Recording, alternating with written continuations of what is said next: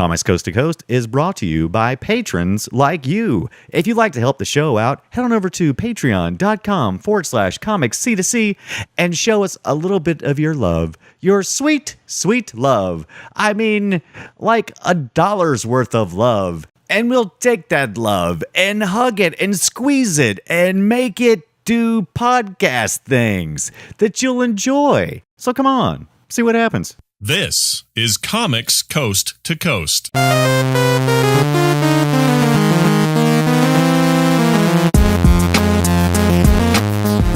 Everybody, this is Brian Dunaway, and you're listening to Comics Coast to Coast, episode 306, the Nicholas Kole interview, part 2.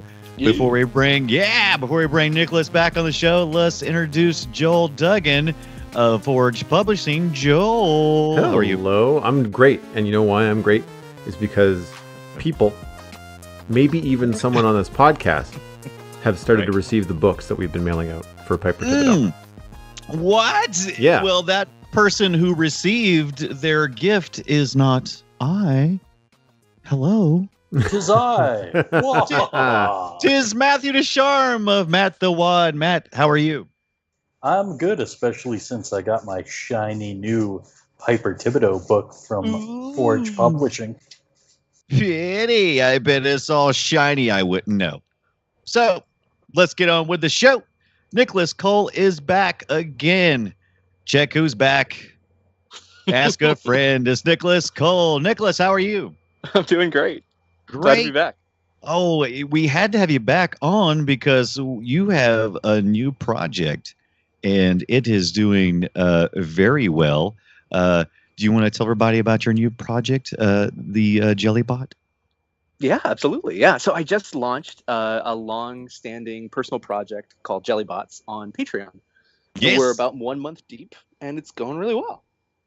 It is going really well. I checked in just the other day. Joel said, Brian, check this out. And I was like, what, Joel? Geez, I'm at work. So I did. I checked it out on patreon.com. Jellybots is good stuff, and I want to get into the details of it very shortly. But before we do that, last time we had you on the show was in 2014.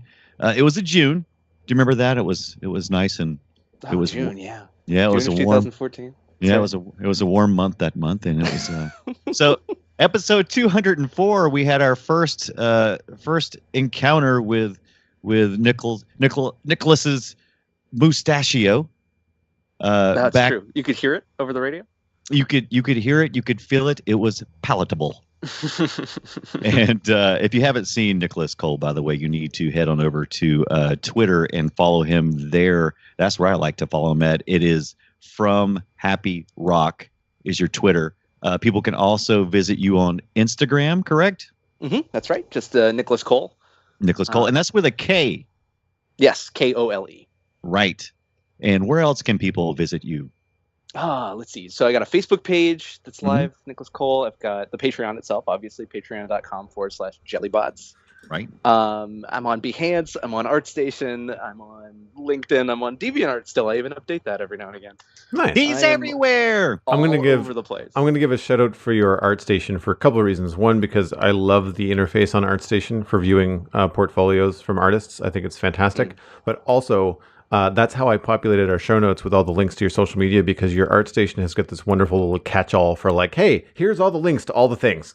So if people go to artist/happyrock on ArtStation, you'll find Nicholas and you'll get links to all the stuff. Ooh, awesome. And it's so beautiful too. I'm looking at it right now. But you know what? Last time we talked, you were working on Dunaway Chronicles and a Maleficent book. So can you just catch everybody up real quick on how those projects went, and if there's anything that was really worth noting about it?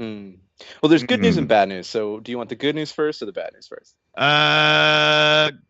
Good news. Good news always. No, Good give news. me bad. Give me bad news first. Oh no. Okay. All right. Switching gears. The bad news is, I think when we talked last, I was just starting out on the Dunaway Chronicles, Right. which was a great run. We had a blast with that, and that was awesome. That went for almost a little over half a year, getting on Wow. close to something like 8 months, maybe.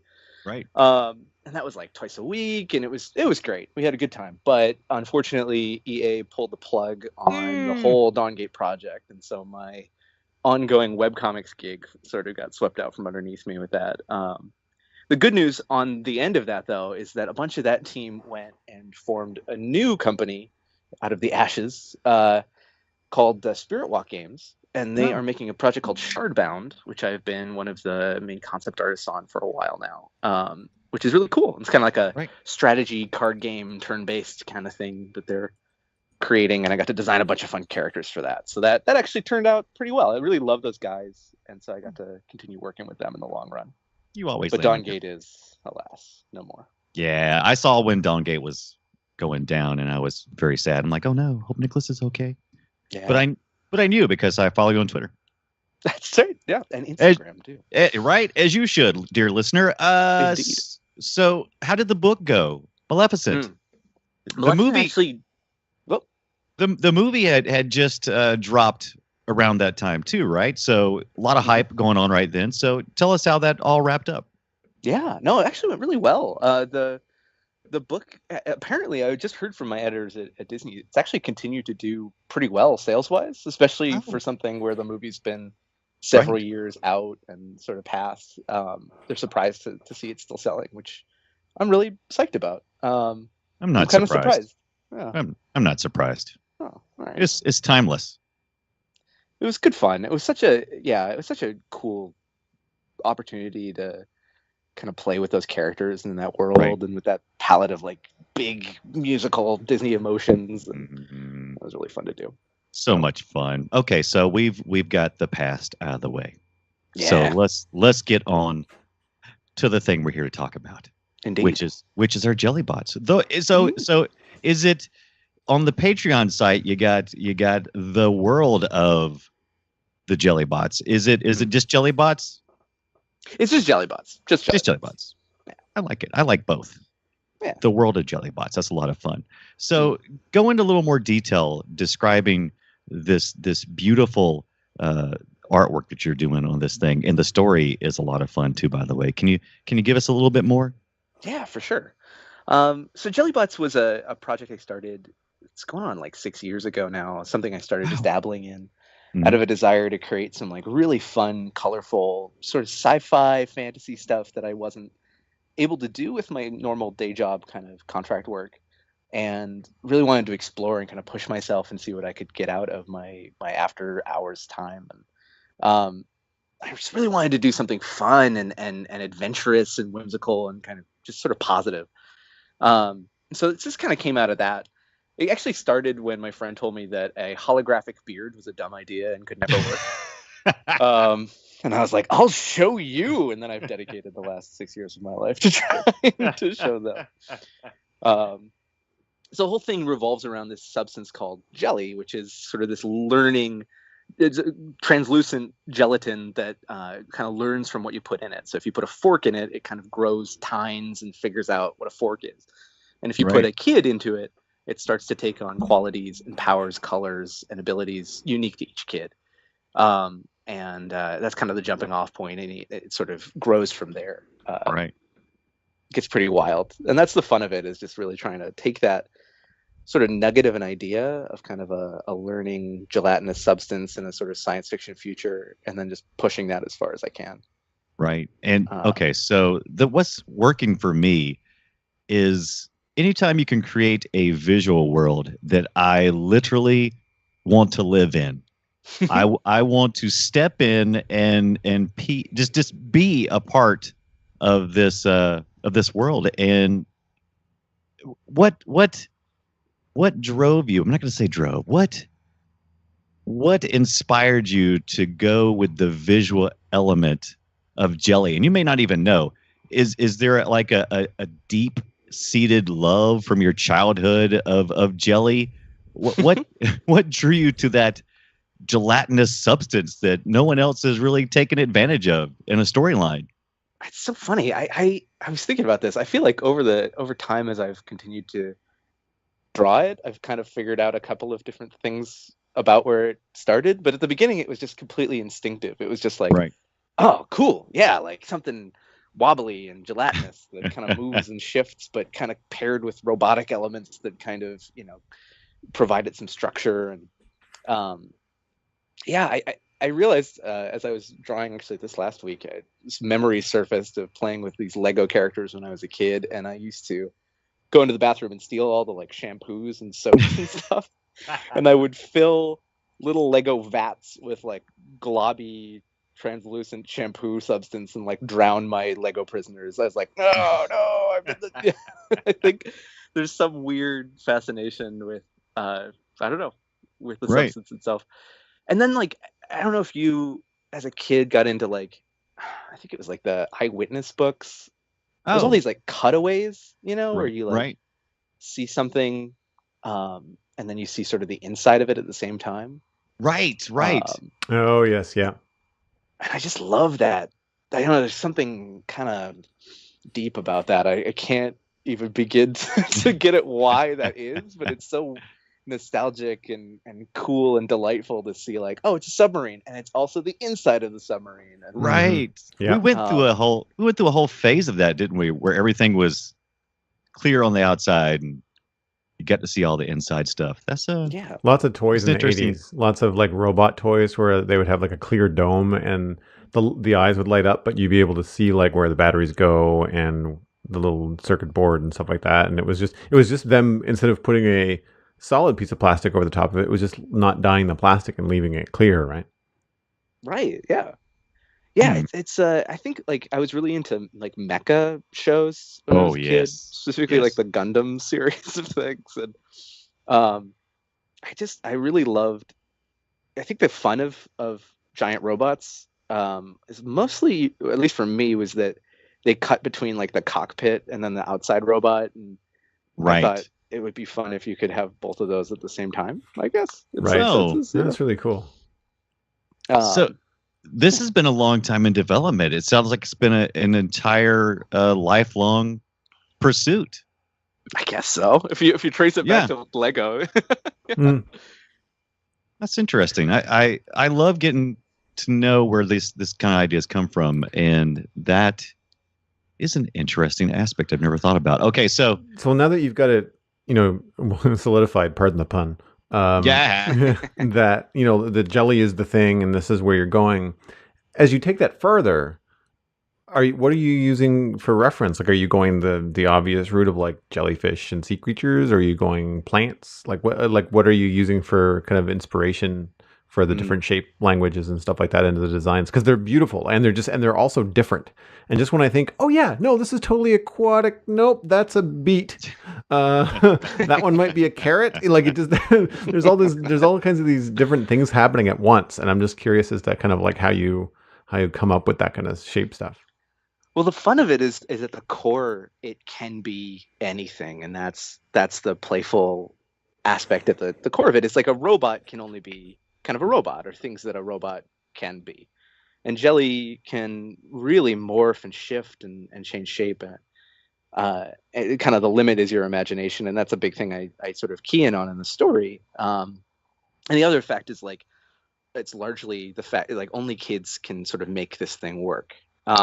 So part of figuring out where to go is trying to channel that energy of like, if I were, what kind of a kid am I? And what kind of things might you imagine as a kid? And for me, like aquatic life, and again, taking it back to like those early childhood fascinations for me, it was sea creatures and sharks and jellyfish and all kinds of crustaceans and stuff like that. And so that always kind of gets in there one way or another. But then, just kind of weird, wacky, sort of to the side, like you could always do animals, like sort of the classic dinosaurs and sort of key iconic kid things, which I do want to do, but there's just so much opportunity to like veer left into food, which no job ever is like gonna let me do. No video game that I'm working on is like, hey, what if they were turnips? So part of it is just this drive to like, what am I fascinated by that I don't get to try out in other contexts, Right. I dig that. Yeah. you've had a lot of so it's not only something that's working out with you as far as your passion and it answers those questions. It's also answering a question for who's the audience for this. Apparently, it's a lot of people because your Patreon's only been around for about a month, but you're doing quite well at getting to where you want. So you're getting a lot of people putting their money where your heart is, and so that's really good. Do you think you know at this point what is resonating with your audience? Have they given you enough feedback yet to kind of understand what's going on there? Man, part of it is such a guessing game there because for me it's so personal on some levels. Right. It is confusing to say, like, why are you guys here? But it was just this. I kept thinking of it like taking this trust fall backwards into the internet. I had built kind of a small following, and people kept asking about it, and that was what was really funny about it. Was no matter how many times I kind of gave up on it over the years, or was like, I don't know where this is going. And actually, shortly after Maleficent or around then, I was speaking to some publishers and had a whole pitch going and a whole graphic novel series for Jellybots planned, and worked it up, and then got sort of buffeted back a little bit and felt really kind of, I just don't know if this has what it takes to really go the distance. And it just kept coming back, and I think that it may just be that if I'm what I'd like to think is that there's not a lot of stuff quite on its frequency out there, or just not enough stuff that's quite in that kind of all ages colorful. That's what I hope. I hope that people are kind of thirsty in the same way that I am for more stuff that just feels good, that just feels there's no really truly, cynical underbelly to it. And there's definitely the range of this goes dark too, but well, it's hard to get too dark because you're working in jelly colors, right? Yeah. And at the core, no matter how serious you want to get, like your character's covered in like shiny jelly, and it's hard to talk about like the plight of the proletariat, when everyone's encased in jelly beans. So it must be difficult to kind of develop some antagonists and evil characters as well. I mean, I guess you can go with some classic kind of villain colors, but still things are round and friendly, That is tricky, actually. Yeah, finding ways to make the shape language of something so bouncy and fun, like kind of go grim. That's kind of a fun challenge as a character designer. Like, once again, usually when you're on these projects, it's no, make it spikier and more, cracked and add skulls. And for me, I don't know. I've always loved the work of Hayao Miyazaki. That's like a key thing for me, and he's never seemed to have a problem creating characters that are frightening while still being kind of round and appealing. And I'm thinking about No Face or the Witch of the Waste or any number of she's got some gelatinous baddies actually that follow her around, and No Face obviously pretty amorphous.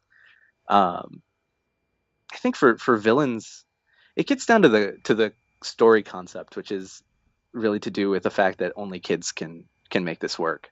And through that, I really sort of process some of my own questions and angst and stuff like that. And I work through like, man, what happens when you age out of your superpowers? Like, can that happen? And like, who are the villains that emerge from that struggle? What naturally occurs when you start to think of like, oh, adults can't make this happen. Like, how do the adults feel? Like, how do the kids feel who are like about to grow old enough to come to terms with maybe this doesn't last forever. And that's the stuff that really kind of keeps me going, keeps me designing. Right. So you have those are deeper questions than I would anticipate. When you see the art on the surface, like when you just kind of look at the visuals and how appealing everything is, I wouldn't think about like what happens when this all goes away, and like, well, I don't want it to go away, and I've only ever seen pictures. I haven't read any comics or any of the background stuff yet. But yeah, like it's one of those things that I think it's important to have in any kind of entertainment that's meant to be kind of family friendly, accessible for all ages, is to have some adult concepts, not talk down to kids, because I think it goes a longer way. One thing that I thought was really interesting was the fact that it's a development project and that you've got it up on Patreon. How did you come up with the structure for the campaign? Specifically, the development side of it? Well, in a lot of these cases, you've got either a Kickstarter or a Patreon for something that is already a thing. Like, well, for example, a comic strip. Say, oh, I have my comic strip. I've got the idea. It's solid. I just need to make more strips. So sign up for Patreon and help me make more strips. Not, hey, I have this idea that I'm trying to flush out. Like, it's not really finished yet. I'm still working on it. Help me work on it. Which I think is it's a different, like, that's one, I guess that's one side of the question. But then the other side is like, well, if you don't have a thing to to post every week or every other day or, whatever you're doing, how did you decide to structure the Patreon so that you are kind of giving back rewards and giving back to the community that wants to support you? So 2 things on that. So one is have a thing, Right. It's on me to figure out then, how can I continue to drive and deliver content that's compelling to other people while it's still useful and interesting and exciting for me to develop. And initially I had the question, and then so the second thing is, it's actually my girlfriend Erica suggested that I do sort of a daily thing to try and develop this. I was getting kind of sad about, oh man, I never did anything with that idea, and she was like, just do a little bit a day. So I declared, I think it was May, the month of May or somewhere. It was like May into June. And I declared it my daily jelly jam, and I did 30 days of daily Jellybots development, and I posted them on Instagram every day. And over the course of that, it was like a concept, sometimes a little video, usually a process video with that, and then a little bit of story that came with it. And some of that was stuff I was discovering as I went. Some of it was stuff I already kind of had in my mind. And as that built over 30 days, I realized, like, there are people here. Like, people are like, they're guessing the road ahead as it's, they're interested in the questions that I'm interested in. As I was like, oh, who's this? They were like, oh no, who is that? And I was like, oh, okay. Like, you guys want to do this? Like, cool, come on, let's go. And so right out of that, like a week after, I put together the Patreon as best I could, as fast as I could, to try and keep that energy going. Wow. So smart. Art's kind of art is just a war of inches. I mean, everything you do every day is just a little bit at a time. But as artists, we're so impatient. We want it right then. But you're right. Is if you do something every day. So how much time did you put in when you're doing Jelly Month back then? Man. Was you doing like an hour, 4 hours? That was the thing. That was not sustainable in the long term. I definitely, it was hard because you think, oh, I'll just do a sketch and it'll be fine. Yeah. And people still like that. People are still interested in process work, but I'm not. I can't. Once I get to the sketch, I'm like, or I could finish it. So I get, I would start after work because I'd have a whole day of, work, and then have dinner and then start after dinner. And then soon it would be 3 a.m. and I'd be like, oh no, but also yay. And it just kept on being this like midnight to 3 a.m., 4 a.m. kind of thing. And that's another thing that drove the Patreon was like, man, I love doing this and people seem interested. And hopefully if they're interested and I still want to do this, like, if there were a little bit of like money involved here, like I could actually like do this, but not at 3 a.m. and not at this like pace that I can't sustain. But it was a big if, it's like, I don't know. I hope people want to see more and want this thing to develop and succeed. And I've got a lot of different nooks and crannies I'm excited to explore with this. So there's a lot more ground to cover. That's great. So when are you going to quit your day job and just do this full time? Oh man. Go ahead. No, go ahead. I mean, the response has been really positive and really like, I don't use the word humbling lightly, but this was really felt legitimately, because I feel like when people say, "Oh, I was really humbled," it's like, no, you weren't. You're like more inflated than ever. But like I was shaken in my soul. I was like, oh no, like I need to do this. Like I need to Right. do well, because now people are paying me. Like they're investing. Yeah. Like I need to make sure, I can serve them with what I'm doing. I forgot what the original question was. I forget what the original question was. Oh, when can you quit your day When job? can I quit my day job? Yeah. So it's been a really amazing response, but it's not quite like at the level where like, oh yeah, I could just, live off of that. Right. And maybe someday if it continues to grow, totally awesome. I mean, ideally, this continues to develop. The art book comes together, some comic stuff sort of comes out of that, and then we get to start sort of pitching it around and seeing where it goes from here. And maybe at that point, then the day job might be on the chopping block. But Right. But hopefully the day job's not listening. It's never going to happen, day job. no, day job. No, I love you, day job. Day job, come back. Come on. Have you? Correct me if I'm wrong, but are you freelancing? Yes. Yeah. Yes. Okay. So it's more day jobs. Yeah.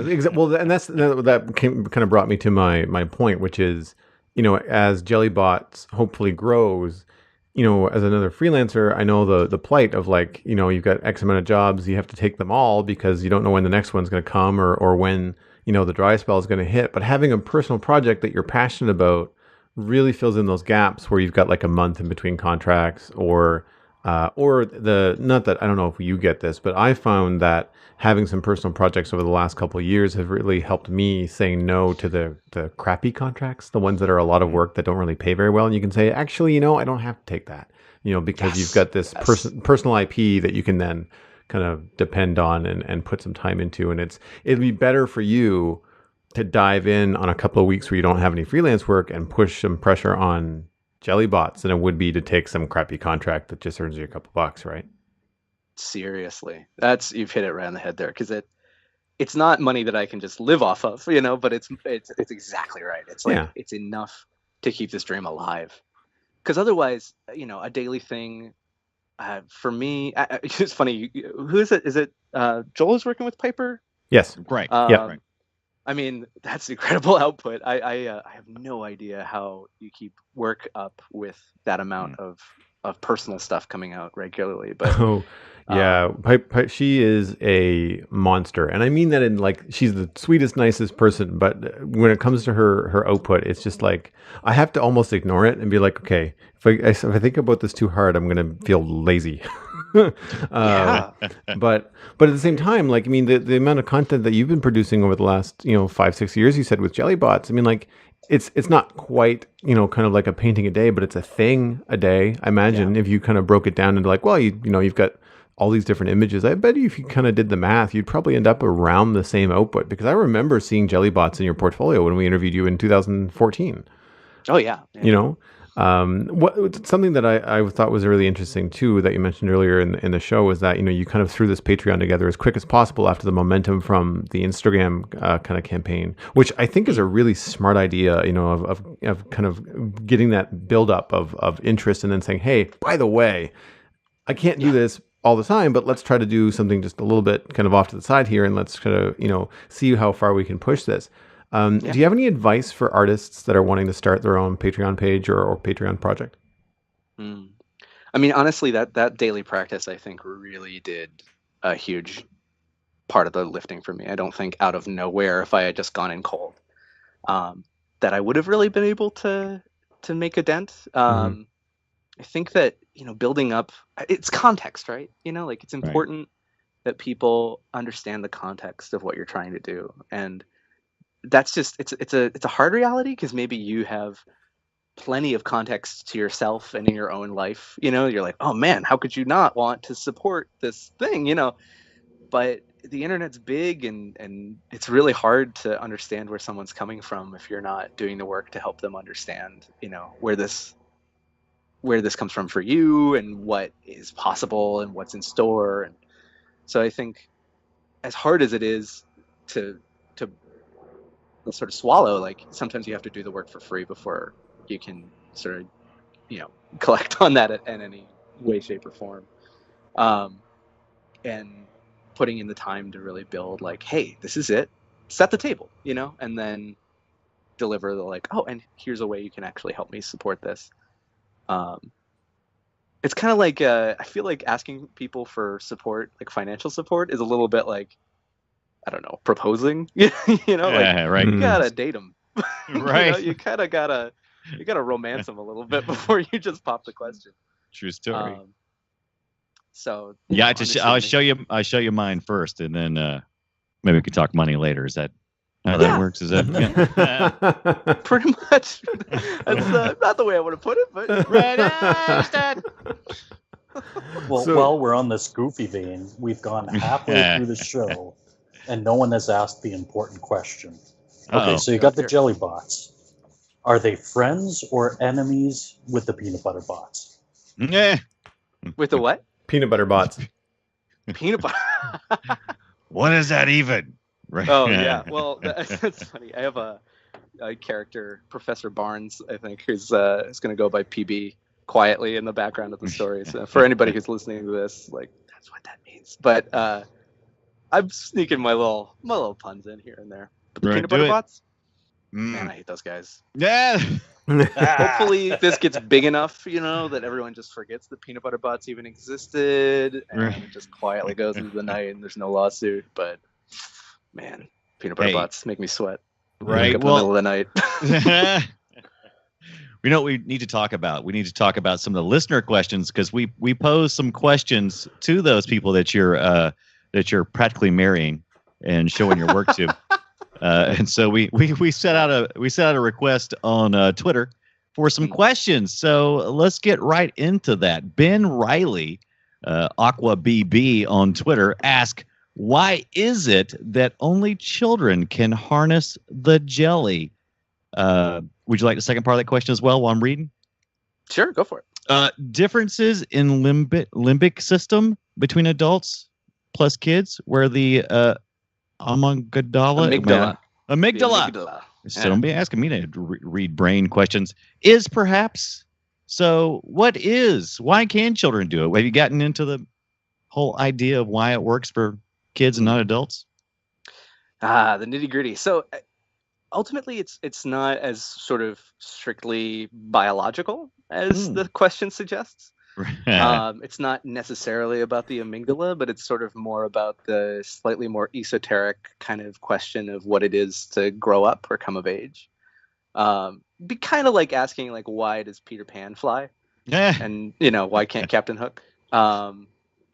And I think it's kind of more of that kind of a story, where it's a little bit more about, what is it? It kind of asks, like, what is it that changes, and does it change? Does it have to change? And what would be required of an adult to be able to continue to hold on to that? But I guard that pretty closely, because I feel like I give a lot away if I start talking too much about. Yeah, I can't wait for that part of the story to develop. I'm sure you're gonna. It should make you comfy knowing that there's plenty of questions to answer in your story, so you're never going to run out of material, right? As long as there's questions, you can keep going. Also, Technobabble from Twitter asks, where do babies come from? Oh man, from pain, obviously. From excruciating pain. Obviously. I've been in the delivery room.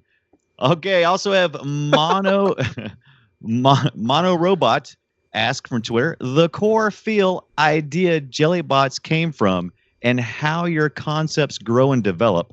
Also, what's your ideal outlet would be for jelly bots? Comics, animated show, etc. I think we kind of covered some of where the concepts come from question. Right. Although some of that is definitely, there's like a meta aspect of that, where it's like, as a person working in the entertainment kind of industry and seeing sort of what it is we're making and what it is the stories we're telling, I like the sort of apocalyptic narrative, and I understand why our generation is so fixated on it. But I can't help but feel that if it's in you to make something that is more hopeful, if you have any hope, if you think that there's any chance of of laying hold of that, then maybe the world doesn't need more zombie stories. Right. And maybe there's something else, or a different kind. I think you're just so focused on such a grim outlook that maybe there's space for another angle, and that I think as we tell each other these stories, it's like it's like telling a kid fairy tales, is it? That you really do affect people depending on the stories they take in and the worlds they allow into their head. Right.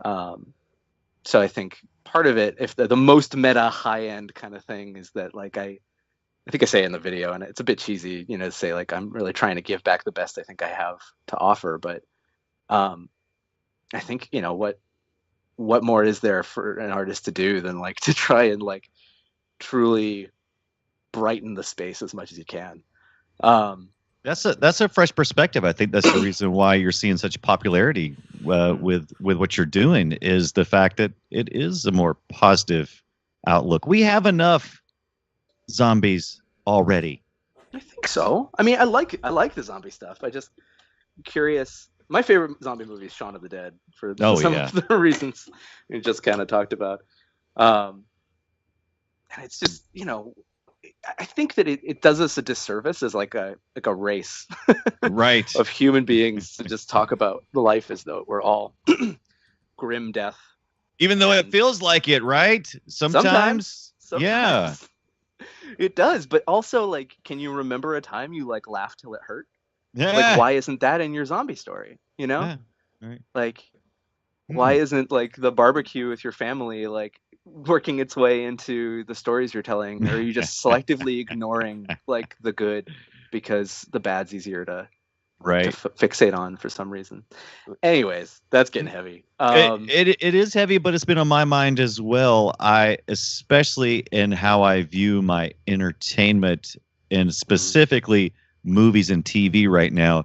I think we're right around the corner from turning into silly humor. We've gotten to the point that the expectation of every new TV show is that it's going to be high drama, and it's going to be really good, and it's going to be very just solid. And I think I'm getting a little fatigued of it. It's hard to say. I'm sick of all this good stuff. Give me some junk food. You know what I mean? Give me some Dukes of Hazzard. Okay, they pulled that off Netflix because it's the Rebel Flag thing, but still, you know what I mean? Give me some Knight Rider. Give me some trash. I want some trash TV. I think that you can do things that are. So this is the fixation, right? Like, I feel like everything we make as entertainers, or within the. I really don't like the word entertainment, but I'll own it. Like, it's what it is. It's dessert. Even the grim stuff, it's still, you have your day, you live your life, you have your people and your community, and you do whatever, and then you turn on Netflix, and it's the little thing after the thing. It's a confection, and I think you can make sugary Twinkies that are like really trash and no good for you. And I think there's like a way to do sugar that's nutritious, that's not gonna like rot your teeth, mentally speaking, like something that's like a little more sincere. That's again why I love like Miyazaki stuff, like I keep coming back to that, and things of that nature, where it's like, it's sweet, it's sugary, it's bright and colorful and playful, but there's meat there, there's something really of substance. It's good. One more question. Yep. Joshua Suber Universe, your creative process ? How did you come about it? Inspiration, advice to new artists? That was really the part I really want. We kind of talked about most of the rest of it, but advice to new artists. Do you have some stuff for those guys? Yes. I think there's. Obviously, the main thing is just draw. Just run at it. Like, just don't think so hard that it stops you from drawing. I think with new artists and students that I've taught or encountered, one of the biggest things is just this stalling out of the blank canvas. It's just paralyzing, right? I think that digital art can be incredible, but it can also usher in a lot of that paralysis too, because you open up the like color picker, and it's like, which of the possible colors that the human eye can perceive would you like to use today? And it's like, whoa, like, I don't know which one's the right one that's going to get me the most likes, like right. If you can find a way to just move to the side of that whole, system of thinking and sort of just pull out some paints, go paint a tree, like go, do whatever it is that keeps you drawing, but just keep going and don't look back. Don't look down either. Don't watch your feet while you dance, just keep going, go. And the second thing I think is just find those really weird things that are specific to you that aren't part of the industry. We follow these genres, so closely. And I think nobody's really making new stuff because there's these forms, that you follow. It's like, oh, well, I liked this movie or this video game, and so I'm just going to make something that feels or is, conceptually exactly like that. But I think if you wanted to make Mario, you can't just become the guy who draws plumbers. There's not really a huge market anymore for like plumber art. It's not like, oh wow, what made that great was a plumber. What made that great was like some guy sat in a room, with like a 16-bit system of like, I don't know what I'm going to do with these pixels, and was like, maybe a pipe. Somebody traveled, like these ideas come from weird corners that you don't expect, Right.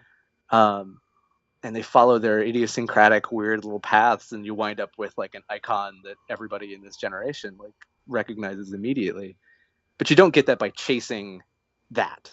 You get that by sitting in a basement under the fluorescent lights, like sort of like trying to figure out what on earth you can do with all these pixels. So, and it's so layered that the average consumer of this entertainment may not even realize that structure's there, because when I played Mario back in the day, I knew he was a plumber, but I didn't really think about, oh, he's going down these pipes and this has to do with plumbing and this theme works like this. I was just thinking, dear God, if I fall down that hole one more time, I'm going to scream. But that layering and that is you got to do it for yourself too, right? And totally, that's what you're doing here with your jelly art. Yeah, I've been playing a lot of Splatoon recently. I think that's another one of those great ones where everybody's playing that right now. I'm so jealous. I don't have it. It's so good. It's a good character design because it comes with like, it's like they came up with this idea of like, oh, ink. We're throwing ink everywhere, and they're like, well, what makes ink? Like, I guess squids. So maybe like squid people. And they kind of chased that, and no one did it. Like it was just, they wound up running so fast in a direction that they like probably looked around them and were like, oh, no one's running with us anymore. Like we're just kind of, so I guess we're squid people then. Right. I guess we're doing this. Let's make a part 2, and they did, and it's doing great, and everybody's talking about it. Yeah, love it. All right, so we're at we're got about 15 more minutes. Joel, I know you still had a few more questions in the show notes. If you would like to get us back over into the technical stuff, I'm sure now would be a good time to do wanted that. to kind of bring it back to, when you're talking about the unsustainable push, back in May. What's your time like now that you've got, a decent following on Patreon, you've got a little bit of income coming in from the project? Like, are you still putting in quite that many hours, despite the fact that you said that you would pull back, or do you have like a schedule now? It's because of like the nature of freelance. So far, it's been a little bit like it's hard to sort of make the right space at the right time. I'd say I'm probably putting in about the same amount of hours. But I'm grouping them differently. It's not every day. Sometimes it's a day or two in a row, but then it's like the whole day. It's not like a couple hours at the end of it at night. It's like, oh, now I can really flesh this character design or creature concept out to its fullest extent and really kind of make it, I don't know, premium content. Give people something that represents more of my full effort rather than just like, okay, go. Mm-hmm. And it's reflected in your Patreon support too. I'm going over the kind of the sidebar right here with your different pledge levels, and a huge number of people are in the $5 or more a month. and that's where they get things that would take longer, like process videos, behind the scenes stuff. Right. Whereas some of the lower tiers, which still have quite a few people, there's not quite that level of behind the scenes and that kind of reward, and those would be the rewards that you wouldn't really be able to do unless you had a whole day to do it in one day, like a process video by the time you edit it and like get all that kind of stuff taken care of. Yes. Yeah. I noticed that you're asking people for monthly as opposed to like per thing. Is that because of the schedule? Like, is that because of the inconsistent time that you have? Yeah, and it's knowing what I'm doing here. Like I know what I'm doing, but when it came down to making that call, it felt like, well, some days I'm going to do, creatures, and then some days it's going to be people, sometimes it's going to be little bits of comics, some days it's going to be, robots and character design. And because I wanted it to be this like big cornucopia mixed bag of like development, it's really hard to pin that down to like, okay, well, you will get this for exactly this per thing. And so part of this sort of slow burn, slow cooking process of this whole thing, it just made more sense for it to be a monthly kind of commitment. I was like, just come along for the process and you're going to get fruits and veggies and snacks and all this kind of stuff along the way. But pinning it down was something that with this particular project was hard to do. Although I think, for something like a regular webcomic per piece makes a lot more sense. Yeah, no, absolutely. No, and I think it was the right decision as well, because that way also the people that are subscribing and maybe not checking their email all the time, or like popping by once a month to see where the project is and consuming kind of stuff in little binges, then they don't have to worry about tracking like what they're spending. If they're spending $1 a thing or whatever, they're like, no, it's I know it's $1 a month or $5 a month or whatever. I know I'm not going to go over that. And Nicholas is just going to produce cool stuff and whatever. And I noticed that you've already hit 2 goals. The first one that you had down was a 3 longer annotated process videos that everybody gets access to, which is sweet. Then there's a $1,200. So the first one was $800. The $1,200 mark was every other month tutorials will be unlocked for patrons at the $2 and above, which is really cool because it's smart, because the people that are at the 5, they get the process videos and tutorials, but the people at the 2 are under that. But with that goal reached, then people get a little bit of that taste. Yep. And then I'm wondering, have you seen people come on board and then over time increase their pledge?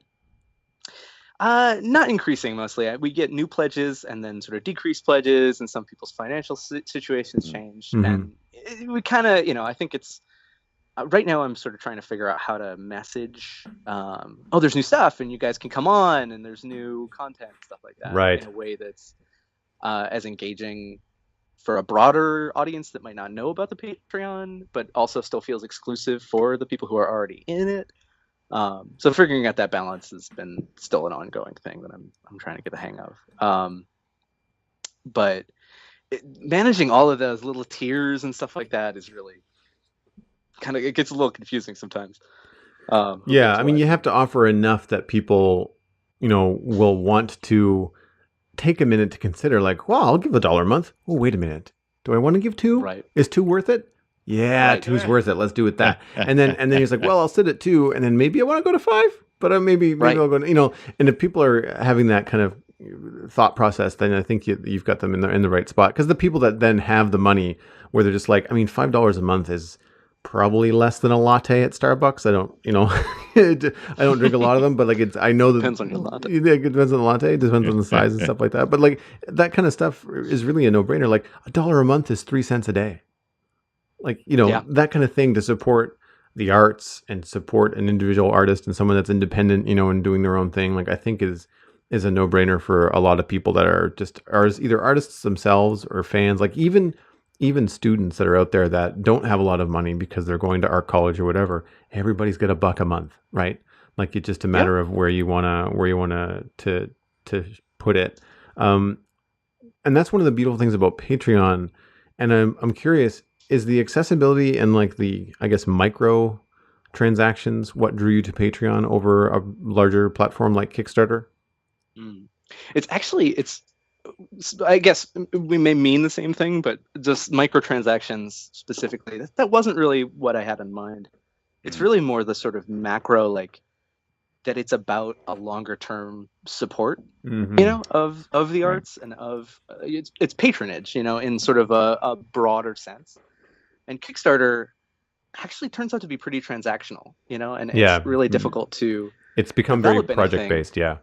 It's kind of like a shop, it's like, oh, I have this thing, it's done.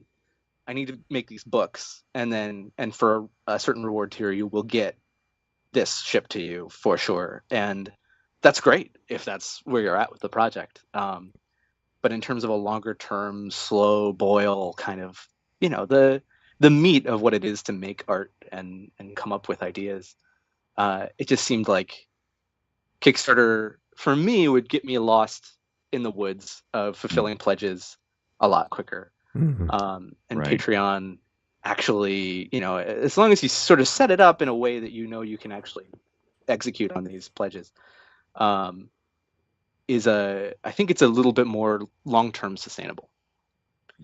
And that's what drew me to it, was the idea of like, oh man, it's like, I actually really love, like, the more I've read about it and sort of looked into it as I've like signed up and gotten on board, like the philosophy of it really speaks to me. And I'm supporting another creator as well, so I'm funneling some of the Jellybots art is going like into other art projects with other people. And, that is the great thing about Patreon. They kind of encourage you to support your fellow artist as well.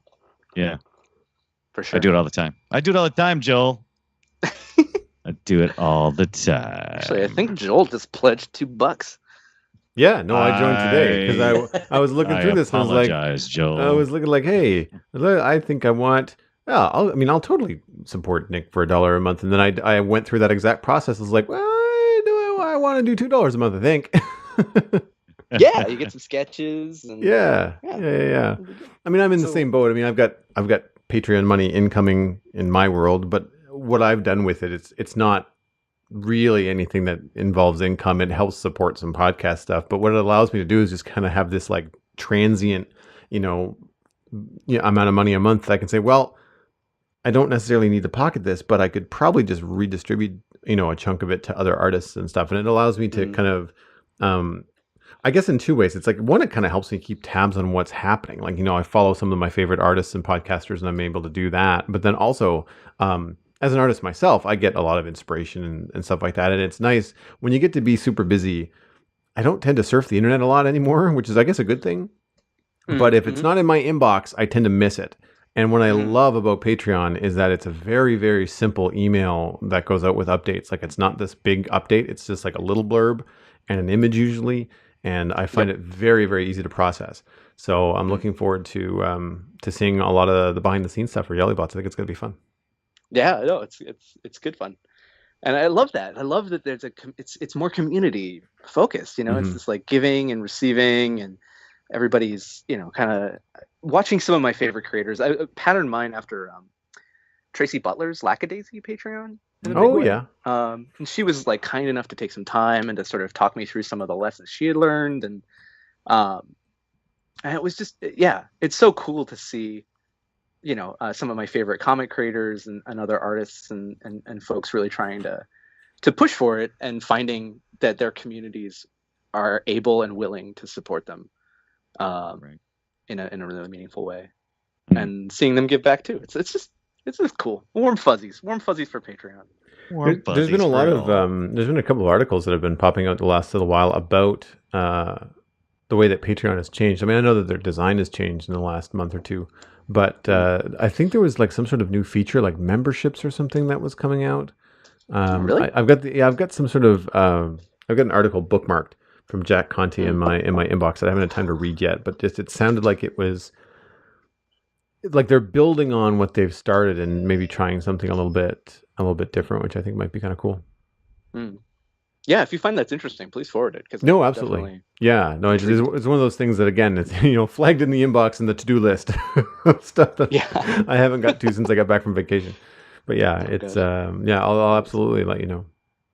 Yeah. That would be a perfect time. We almost, I think, may have stepped on Matthew's best question. So I'm going to say it again. Last best question. Yeah, Matt. well, I did notice that he started name dropping, but it's not enough for me. Who else? What other artists should we be following, and where can we find their work? Let's see. Who's doing some cool stuff? So one of my friends from school, we go way back, just won an Eisner for best webcomic. Her name is Anne Zabla, Szabla, and she does Bird Boy, and is working on a comic called Banquet. She's got a Patreon going for that as well, and she does just fantastic work. We both tabled together at cons, and she's just such a real sweet person, and really pumped for her success, and so excited to see her get that Eisner. But just not she's doing killer work, and the eyeballs just aren't quite as there as she deserves. So go check out Annie Zabla's work. Check out Bird Boy. Check out Banquet. Google those things. Google them now. Yeah. She's doing great stuff. Who else is? I'm a huge fan of the Meek, so Dershing Helmer's work. If you haven't heard of that, she's doing I think she's juggling 2, maybe even 3 webcomics right now. She's a complete beast. And her Meek Patreon is really rad. And I'm definitely circling. I think I'm about to hit up at that and support that too. Definitely worth checking out. She's been a long time. I've just been a long time fan of her stuff. Tracy Butler. I mean, if you're hearing this, and you probably know who Tracy Butler is and what Lackadaisy is, but if you don't, check that out. That's a totally awesome Patreon page. And one last one. So this guy Guy Garcia, who is working on a thing called Cauldron, and he's got a Patreon page, and I just think he's just got this intense energy and really wacky, out there kind of conceptual style and some really sweet ideas. And I think Cauldron is looking really cool. So definitely worth checking out that too. Checking that as well. Putting all these in my little notes here. Nice. Because we're going to stalk them down and find out what they're made out of. Excellent. Nicholas, where can people see you on the internet? Awesome. Where can people go? What's the best place to keep up with you? Yeah, I think Twitter at FromHappyRock is where I post pretty often. My other spot is is on Instagram, Nicholas Kole, Kole, all one word. The Jellybots Patreon. Those are pretty much the 3 places I'm most active these days, and of course my ArtStation, which your ArtStation is a Happy Rock is my username on ArtStation. But if you just look in the whimsical tag. It's one of the categories in ArtStation. Really? I'm one of the only people who post. That is hilarious. Under whimsical on ArtStation. So I'm going to take this tag right here, whimsical, and it's all mine. I set up shop in this obscure corner. That's funny. The ArtStation tags. People are looking for whimsical right now. Who else is in this little section of whimsical? I'm trying to see. Okay, so, all right. Nicholas, thank you so much for taking the time to sit down with us and catch us up on what's going on and telling us all about your exciting project, Jellybots. Do go over to Patreon and support Nicholas if you can. He would much appreciate it. And we still love the day job, but a little less day job might not be so bad, right? Wouldn't be the end of the world. Nope. Wouldn't be the end of the world. Absolutely not. Thank you so much, Nicholas, for being on the show with us. Thanks for having me. We'll catch you on part 3. Also with us was Joel Duggan. Joel, tell us a little bit more about Forge Publishing really quick. Give it to us. You got a book out there, and what's it doing? So right now it's shipping. It's coming out of the U.S., so all the people that are Kickstarter supporters should be getting those soon. Depending on how far away you live from the U.S., it might take a week or 2. After that, We're going to be processing the pre-orders that happened in June. And then in the next little bit after that list is done, we'll release the book for sale on forgepublishing.com. We're going to have a store set up. In the meantime, we're actually getting ready to launch Rob Momart's book. So he's been on the show a few times. And if you follow that, you can go to Rob Momart's on Instagram. It's just his name, easy to find. And then just Forge Publishing, Twitter, Instagram, Facebook. It's just the company name. And that's where you're going to be able to see updates from Piper's fulfillment stuff, prints that are going to be available from her, as well as news leading up to the launch of Ink Tank, which is Rob's book. Cool. Matthew. Wow, I feel woefully inadequate after that. I mean, Joel's everywhere. Joel's taking over the world. Me, you can find my stuff mainly on YouTube. Just do a search for my full name, Matthew Ducharme, or Matt the Wad. Excellent. Follow me at the Brian Dunaway on Twitter. Follow everything we do with Comics Coast to Coast at Comics C2C. If you have an artist you would like to have interviewed on the show, hit us up on Twitter and let us know, and we'll reach out to that artist and see what we can do. I think that's it, right? We had a great show. Thank you so much again for everybody involved, and we'll see you guys next week.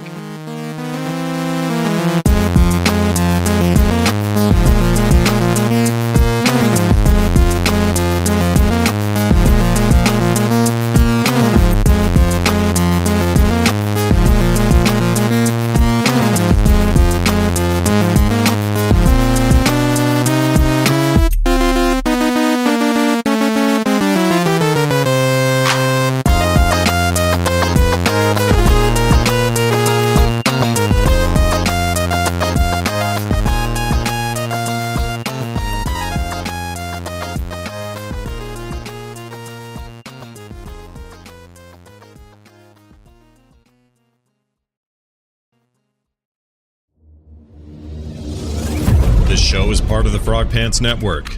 Get more at frogpants.com.